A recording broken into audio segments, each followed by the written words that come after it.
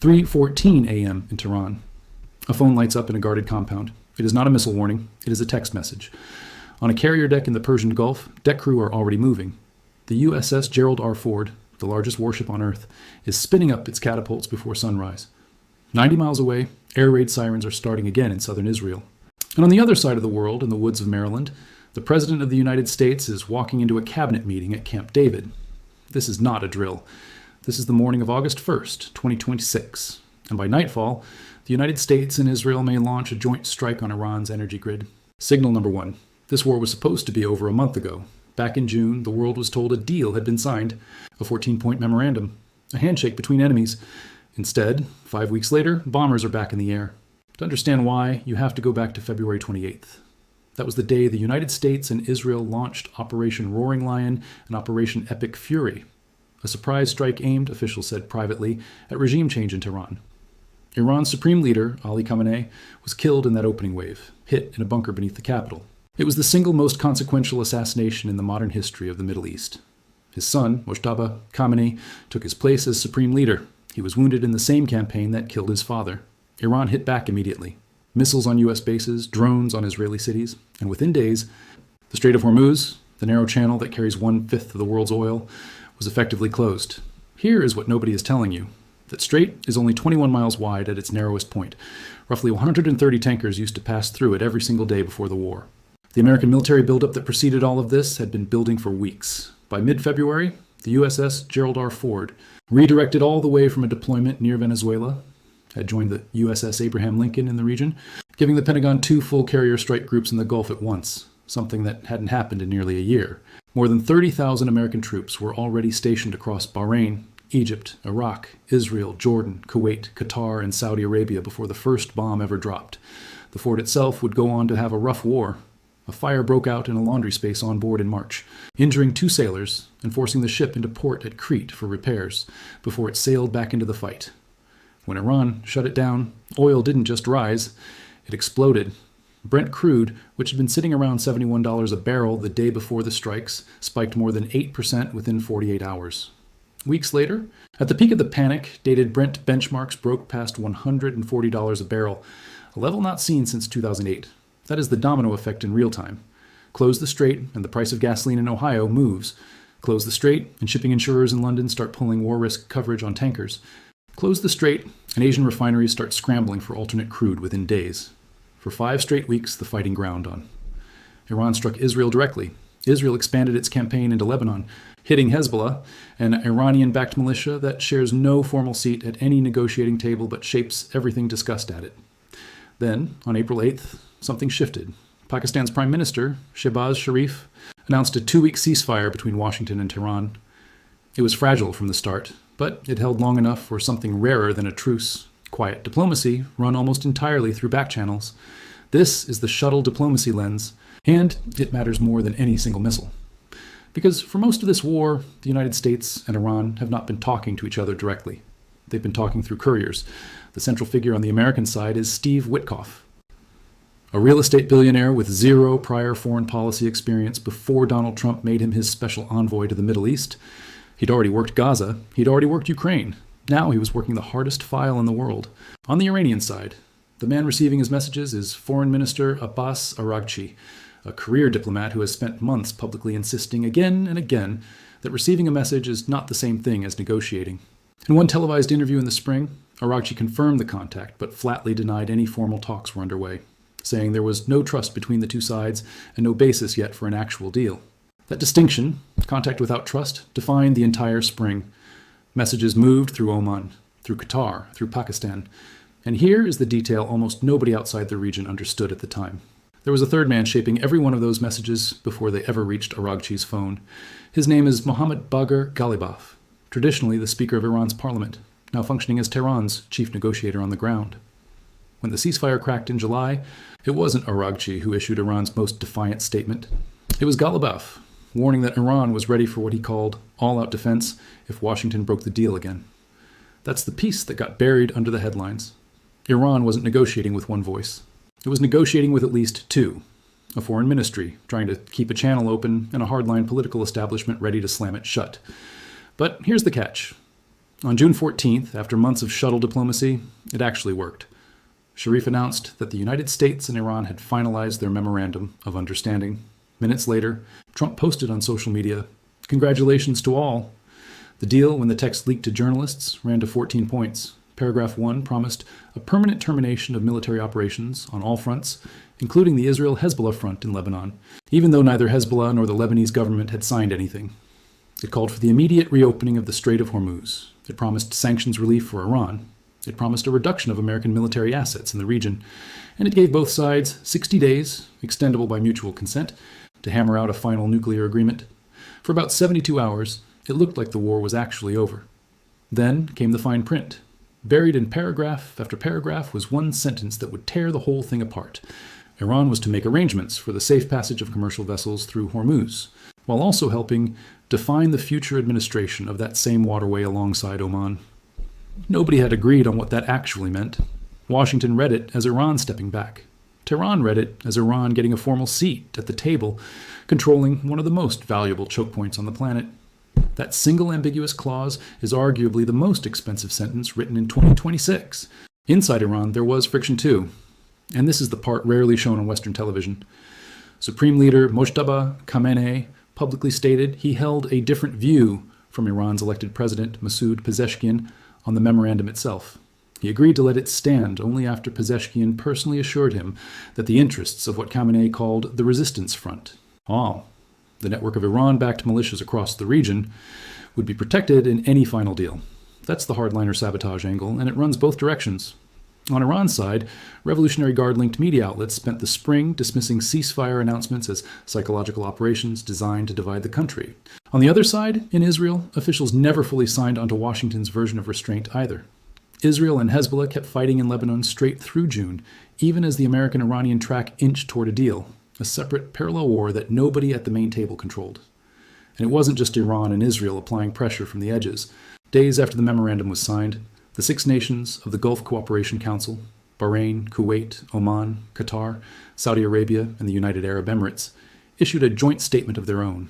Lasting peace, they said, would require addressing what they called the full spectrum of Iran's threats, its ballistic missiles, its drone program, and its support for armed groups across the region. They wanted free access through Hormuz guaranteed, not negotiated. That's a 4th set of hands on the wheel, one most coverage skips entirely. 6 oil monarchies, none of them signatories to the memorandum, all of them with the power to make or break it simply by how they choose to respond the next time a tanker gets hit. For roughly 2 weeks after June 14th, it almost held anyway. Traffic through Hormuz began ticking back up. Oil prices, which had spiked past $100 a barrel during the worst of the fighting, drifted back toward where they'd started before the war. Then, in July, Iran struck multiple commercial vessels transiting the strait, ships that had bypassed a route Tehran said it had pre-approved. Washington's response was immediate and enormous. The United States hit Iran for days, with President Trump formally telling Tehran the ceasefire established by the memorandum was, in his words, over. Here's the detail almost nobody outside the trading floors caught. That single week of renewed strikes sent Brent crude climbing again, this time above $76 a barrel, its highest level in 2 weeks, erasing the market's entire post-deal relief rally in a matter of days. Diplomacy didn't fully collapse, though. Negotiating teams met again in Doha on June 30th and July 1st, this time arguing not over Iran's nuclear program directly, but over what the memorandum's own clauses actually obligated each side to do. One regional analyst described it precisely. The 2 sides were now hung up in their own agreement, arguing over implementation of commitments they'd already told the world they'd made. But here's the second catch, the one most viewers never see coming. Even while the diplomats argued in Doha, the war never actually paused. Through July, the fighting compounded. Yemen's Houthis, formerly allied with Iran, escalated their own involvement. Saudi forces began joining American operations against Iran-backed militias inside Iraq. By July 20th, the United States had bombed Iranian targets for 9 consecutive nights, retaliating for repeated tanker attacks in Hormuz. Iran's Revolutionary Guard Corps claimed it had struck tankers attempting to transit the strait under American military escort, a direct challenge to Washington's authority over the waterway itself. The Houthis declared a full maritime embargo against Saudi Arabia days later, threatening the Red Sea's Bab el-Mandeb Strait as well, a second choke point on top of the first, both controlled by forces aligned against Washington. Brent crude, which had briefly calmed near $80, blew through 90 within a week. On July 29th alone, after Trump told Fox News that Iran was, in his words, going to get a beating, Brent jumped nearly 8% in a single session to close above $90.70 a barrel. Back in early March, the same pattern had already shown itself once. Saudi Arabia's Aramco was forced to halt operations at Ras Tanura, one of the kingdom's largest oil refineries, after a drone strike in the area. The same week, debris from an intercepted drone triggered a fire at Fujairah, a major oil trading hub in the UAE. And that's the domino effect, stacked twice now. 2 straits, 2 choke points, 2 ways for a regional war to become a global recession overnight. And underneath all of it, the nuclear question never actually went away. Here's the number that should terrify anyone paying attention: 440.9 kilograms. That is how much uranium enriched to 60% purity the International Atomic Energy Agency believes Iran still possesses. According to its Director General Rafael Grossi, 60% is not weapons grade, 90% is, but the technical gap between the two is short, and 440.9 kilograms of 60% material is enough, if further enriched, to fuel somewhere around 10 separate nuclear devices. Where is it? Satellite imagery reviewed by independent analysts in the spring appeared to show trucks moving barrels into a tunnel complex beneath the city of Esfahan, just weeks before the February strikes began. Grossi has said publicly the stockpile is likely spread across Esfahan, Natanz, and Fordo. And here's the part that should worry diplomats more than anyone. Nobody outside Iran can verify any of it. Tehran cut off all IAEA access on February 28th, the same day the war began. Cameras were disabled, seals were removed. It is, by the agency's own description, the most significant verification blackout since it started monitoring Iran's nuclear program decades ago. As for the physical damage to Iran's enrichment sites, the picture is uneven. Natanz, the above-ground facility, was hit hard, assessed at roughly 75% destroyed, with more than 6,000 centrifuges believed wrecked. Fordo, the deeply buried mountain facility built specifically to survive an airstrike. It tells a different story. Independent assessments put the damage there at only around 30%. The core of the facility may still be functionally intact. Put those two numbers side by side and you get the real strategic nightmare underneath this entire war. A stockpile that's still mostly there and at least one hardened facility that's still mostly standing. That is the shocking detail nobody wants to say out loud on camera. This war has degraded Iran's nuclear program. It has not eliminated it. Independent estimates published after the strikes put Iran's breakout time, the time needed to convert existing material into a single weapon-grade core, at somewhere around 12 weeks, under the most likely scenario. Before the war, under the old restrictions Iran had already abandoned years earlier, that same number used to be measured in months, sometimes over a year. 12 weeks is not tomorrow. But 12 weeks is not comfortable either, especially with 0 cameras watching, which brings us back to today. To 3:14 a.m. in Tehran, and a cabinet meeting at Camp David. According to reporting this weekend, Trump gathered his national security team at the presidential retreat to discuss a specific plan: joint strikes with Israel on Iran's energy infrastructure, an escalation beyond the military and nuclear targets hit so far. One American outlet reported Trump had ordered fresh strikes with the explicit goal of forcing what it described as Iran's surrender. Central Command had not yet confirmed new strikes as of Friday, but Trump told reporters the United States would be hitting Iran, in his words, very hard. And soon. Hours before that meeting, Kuwait's Ministry of Defense said it had intercepted Iranian drones aimed at facilities in its own territory, including a government site in the country's north. Shrapnel caused damage. No one was reported hurt. Iran's military, for its part, accused Washington of escalating tensions across the region and warned neighboring states against cooperating with the United States at all. Meanwhile, on the economic side, there was one small flicker of good news. The Iranian body that oversees passage through the Strait of Hormuz said Tehran-approved transits could gradually resume once what it called stability and calm returned. Nobody in the region believes that's imminent. There is also a wider ripple most people never connect to any of this. Even as attention stayed fixed on Iran this weekend, a cyber attack hit critical infrastructure in the American state of Minnesota, one that some have pointed to Tehran over, though the White House has publicly downplayed that link. Whether or not it's ever confirmed, it's a reminder that this war doesn't need a missile crossing an ocean to reach American soil. Sometimes it only needs a keyboard. So where does this leave the next 2 or 3 days? Right now it comes down to 2 paths, and only 2. Path 1, the mediators pull off one more round of shuttle diplomacy. Witkoff and Aragchi exchange messages again. Golubov stands down from his all-out defense posture, and both sides quietly agree to interpret that one ambiguous sentence about Hormuz in a way they can both live with. Oil drifts back toward the low 80s. The ceasefire, technically dead since July, gets resurrected under a new name. Path 2, the Camp David plan goes forward. American and Israeli aircraft hit Iranian energy sites for the first time in this war. not just nuclear and military targets. Iran, facing that kind of blow to its economic lifeline, responds the only way it has left, expanding attacks on tankers, expanding the Houthi blockade, potentially dragging Saudi Arabia and the Gulf states directly into the fighting, for the first time as combatants rather than hosts. If that happens, the number to watch isn't $90 a barrel anymore. Analysts who tracked the February spike watched Brent tear past $140 in a matter of weeks the last time this war escalated without warning. There is no reason to assume it couldn't happen again, faster, with two straits now in play instead of one.